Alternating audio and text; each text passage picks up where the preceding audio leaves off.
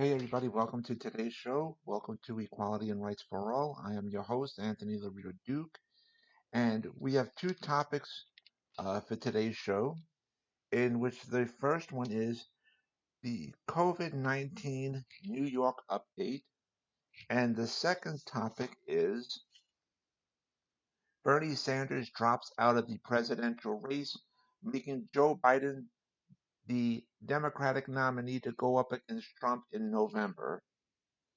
Now let's get right into the first one. The COVID-19 New York update. Okay. Um, there's been some uh, improvements, you know, in regards to with, for the COVID-19 in New York. And uh, there's been a lot of hospital discharges. Uh, a lot of people have been discharged from the hospital. Um, the number of hospital admissions have gone down. The number of ICU admissions have gone down. So there's been a lot of uh, um, improvements. Now, there's also the other side of the coin with this that the number of deaths in New York have gone up due to the uh, COVID-19. And, the hospitals in New York are at major capacity right now. And so, right now, for the state of New York, uh, they're what's in they're what's called in the plateau part uh, of the COVID-19, in which um, it's basically somewhat uh,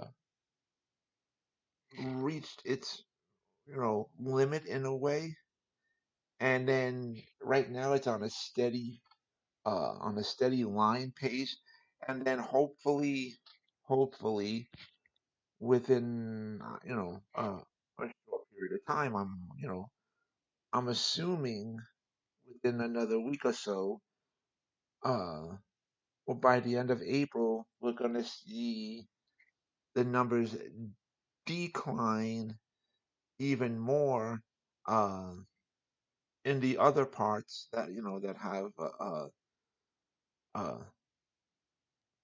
that have inclined in like I said, the number of deaths, and also the number of active cases in which the number of people that have been tested positive uh, for COVID ID in the state of New York, that has also gone up. So, um, so in other words, with hopefully within another week or two or whatever, hopefully the numbers the numbers of people being tested positive will go down, and hopefully, uh, the numbers of deaths will go down. Um, so as well, and hopefully, um, everything else would stay at the good pace, and hopefully, no, hopefully people will listen still, you know, to the politicians saying, you know, uh, keep within 6 feet away, social distancing, in other words. And if that's what's really been helpful in keeping this virus at the plateau, and not making it gigantically worse. So as long as people can do the right thing and, we can get through this quicker.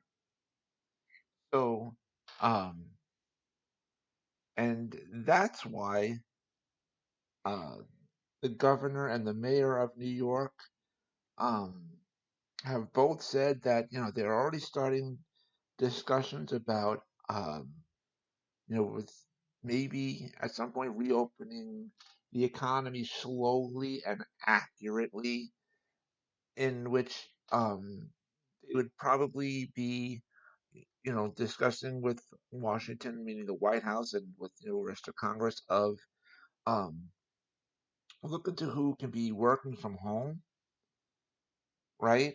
Because we also got to keep social distancing as well. We can't give up on that because that's what's helping to uh, stopping the spread of this virus.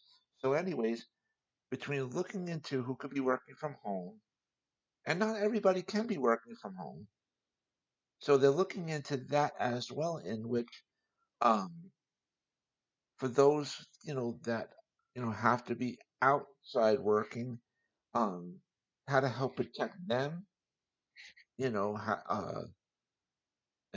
so on and so forth, and also how to help the small business owners, right?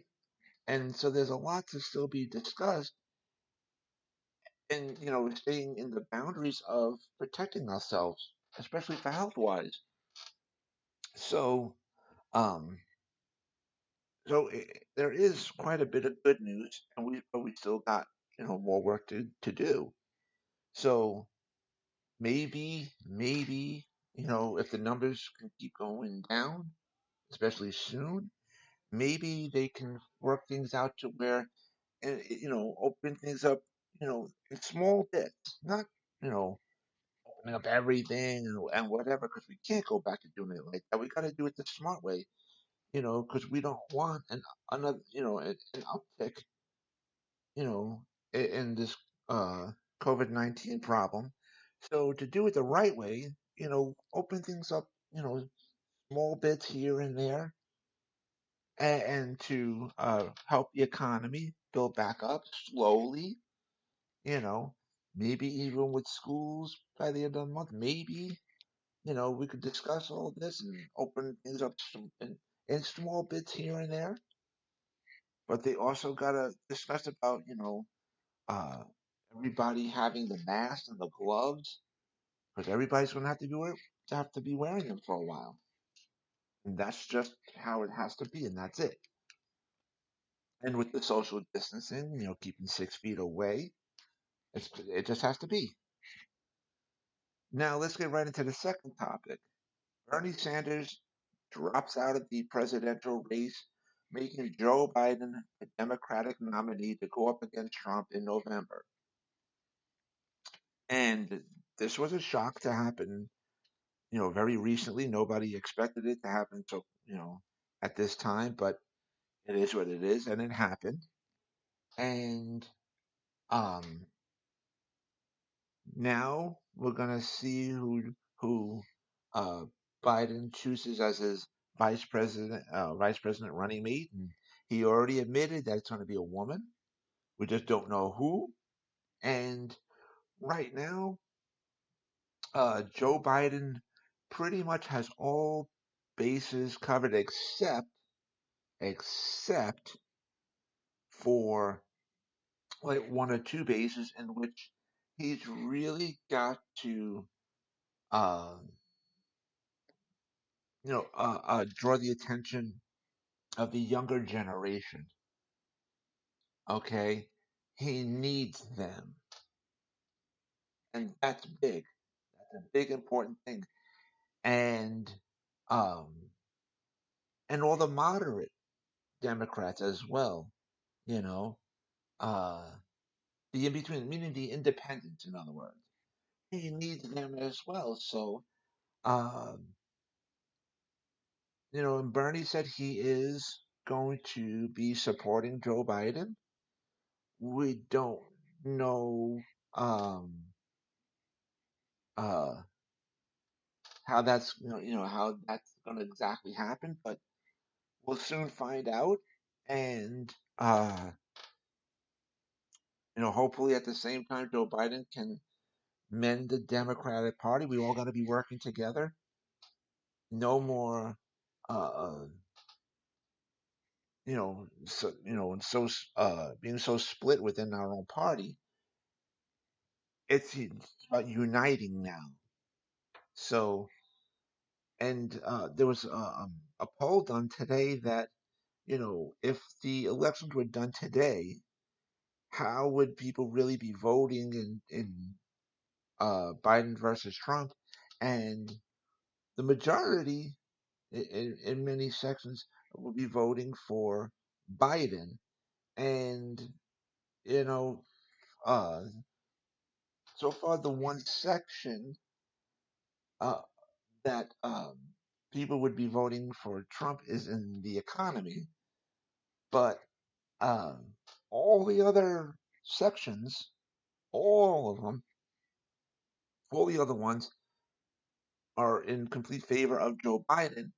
And I think that with regard to the economy part, um, I think that Biden can still win that part too, especially if we look at uh, um, the last term of Obama, and in which between Obama and Biden they helped build the economy up. And what happened is, um, with that, when Trump became president, he followed in Obama's steps in regards to improving the economy. And so, Joe Biden can run with that. So I think that uh, you know, Joe Biden could really sock it right to Trump, and uh, especially with this COVID-19 situation, Joe Biden can really sock it to Trump with that too. And, especially since Trump waited like 2 months to even do anything about the COVID-19 situation, which led us to this problem today. And even if, even if Trump was to say, well, with the regard to the H1N1 situation when Obama was president, you know, um, he can try to make a complaint about that, but Joe Biden can get him on that too, because the fact is, with regard to the H1N1 situation, the Obama administration was right on top of that from the very, very beginning. And as a matter of fact, we didn't have to have any shutdowns in the United States. And there was very few deaths during from that. It was very few. So um, now with the COVID-19 situation, we're in the thousands of deaths, thousands,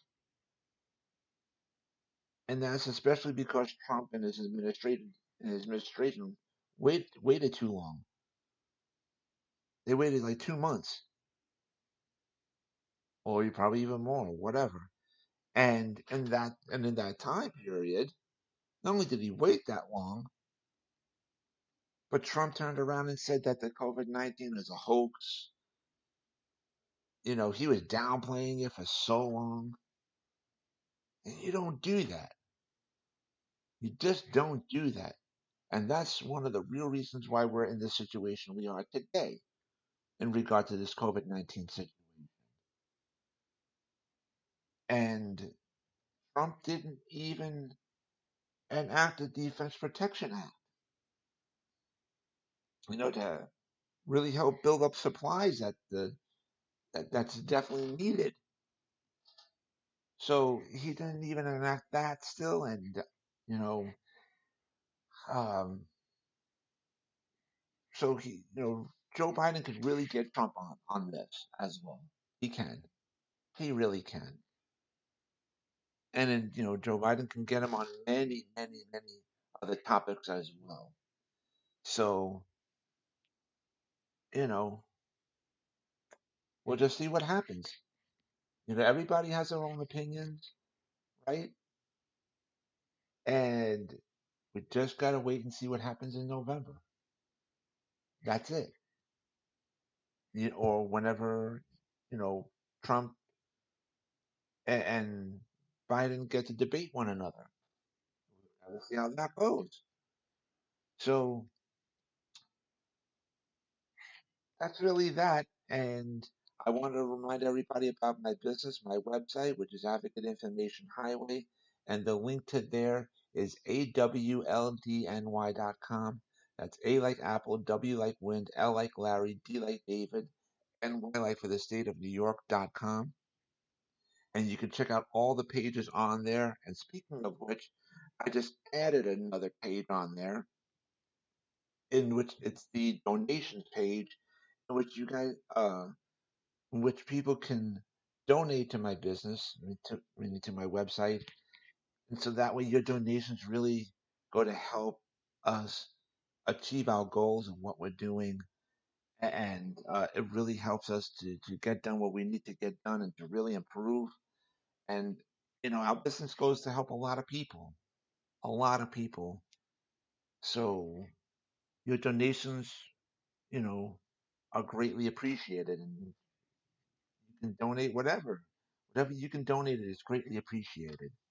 So you guys can check all that stuff out, and um, you can also check out the website that my husband and I have together called oddsandends.com. That's ODDZ like zebra, N like Nancy, ENDS.com. And you can check out all of our products on there. Again, that's ODDZ like zebra, N like Nancy, ENDS.com. And you guys can shop to your heart's content. And so, um, and also on the store page of my website, you'll also see the link to my internet store on Zazzle.com, in which you guys can uh, shop to your heart's content on there. And you'll also see the links to where you could purchase both books that I wrote as well. And you can also, they'll also see the links on there on the store page of the website. Uh, of Advocate Information Highway, that is, in which you'll see the links to where you can take a sneak peek into both books that I wrote as well. So you guys can check all that stuff out. And I hope to speak to everybody again tomorrow, which is Friday, April 10th for Disabled Reality. And I hope to speak to everybody again next week, which is Thursday, April 16th for this show, Equality and Rights for All. And so with that, take care, everybody. Bye.